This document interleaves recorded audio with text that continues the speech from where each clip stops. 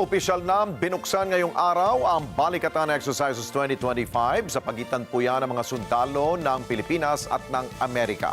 At sa unang pagkakataon, magsasagawa ng full battle test o exercise ang dalawang pwersa gamit ang makabagong teknolohiya. Report mula kay Mar Gabriel. Mahigit sa 14,000 sundalo mula sa Armed Forces of the Philippines at US Military Forces ang lalahok sa Balikatan Exercise 2025. Kaninang umaga, opisyal lang binuksan ang pagsasanay na gagawin sa iba't ibang bahagi ng bansa sa loob ng 2 linggo. Sa unang pagkakataon, magiging bahagi ng Balikatan ang full battle test gamit ang mga makabagong armas gaya ng Navy Marine Corps Expeditionary Ship Interdiction System o NEMESIS at Marine Air Defense Integrated System o MADIS ng US Marine Corps. What is a full battle test, you might ask? It is the integration, the purposeful integration of real-world security situations relevant to the region with live, virtual, and constructive training opportunities that will give us as a collective entity the opportunity to demonstrate capabilities across all domains, across all services and all forces. So land forces focused on land objectives, sea, air. It is our way of ensuring that the AFP remains a capable, agile, and forward-thinking force prepared to defend and ready to respond and poised to lead. Hindi naman isinapubliko kung saang lugar gagamitin ng NEMESIS, pero ilang aktibidad gaya ng Integrated Air and Missile Defense at Counter-Landing Live Fire Exercise ang isasagawa sa Luzon, gaya sa Zambales at sa Aparis sa Cagayan. Pero paglilinaw ng AFP at US Forces, wala itong kinalaman sa tumataas na tensyon sa pagitan ng China at Taiwan.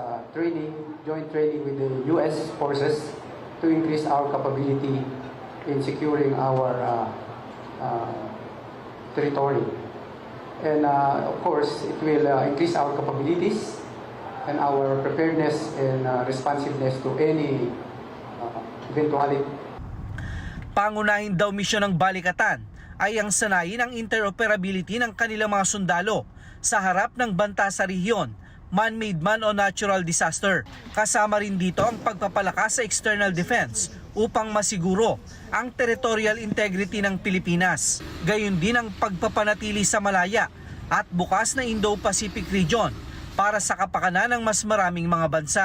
I would say is that there is no specific call out of an individual location or nation. This is not intended to be provocative in any way.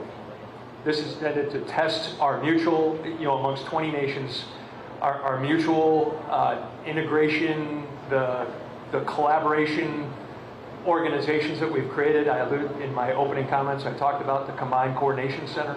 Nilinaw din ng AFP at ng US Forces na hindi intensyon ang full battle test at paggamit sa NEMESIS na galitin o pataasin ang tensyon sa rehiyon.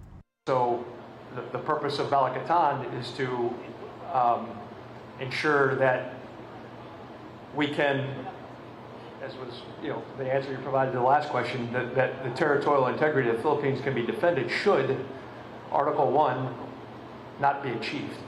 That, of course, all of us want to resolve any regional conflict peacefully, but should deterrence fail, we need to be prepared. Samantala, magiging bahagi din ng Balikatan 2025 ang contingent mula sa Australia, Japan, United Kingdom, France at Canada na magiging bahagi ng Multilateral Maritime Exercise o Joint SEAL sa West Philippine Sea. Hiwalay pa yan sa 20 mga bansa na magsisilbing international observer ng Balikatan 2025. Mar Gabriel, para sa Mata ng Agila. Matatag, matapang, matapat.